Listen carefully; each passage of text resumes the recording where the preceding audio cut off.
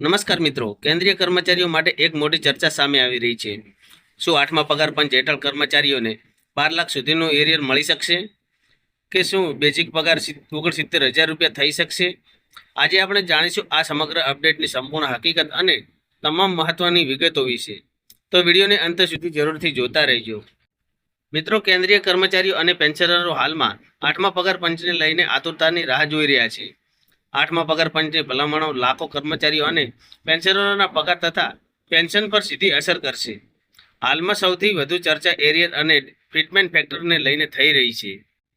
કર્મચારી સંગઠનો દ્વારા 3.83 ફિટમેન્ટ ફેક્ટરની માંગ કરવામાં આવી હોવાનું જણાવવામાં આવી રહ્યું છે.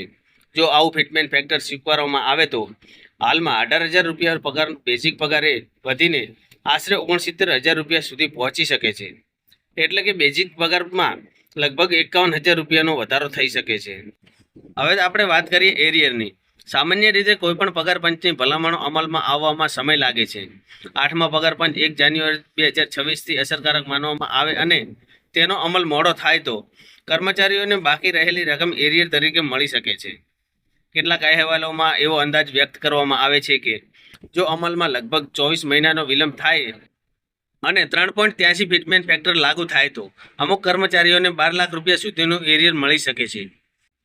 અને જો 18 મહિનાનું એરિયર ગણવામાં આવે તો આ રકમ 9 લાખ રૂપિયા સુધી પહોંચી શકે છે.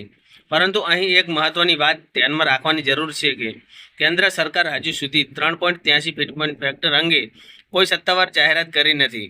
તેમજ એરિયર અંગે પણ કોઈ અંતિમ નિર્ણય પણ જાહેર કરવામાં આવ્યો નથી. અંતિમ રકમ કર્મચારીઓના પે લેવલ, બેઝિક પગાર, મોંઘવારી ભથ્થા અને સરકારના અંતિમ નિર્ણય પર આધાર રાખશે.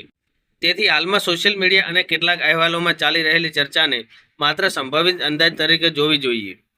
હવે જોવાનું એ રહેશે કે સરકાર 8મા પગાર પંચ અંગે ક્યારે અને શું મોટો નિર્ણય લે છે.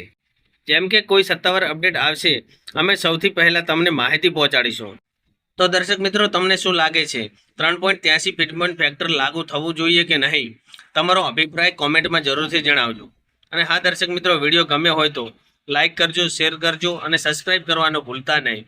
મળીએ હવે આગામી મહત્વપૂર્ણ અપડેટ સાથે. ધન્યવાદ દર્શક મિત્રો. જય જવાન, જય કિસાન.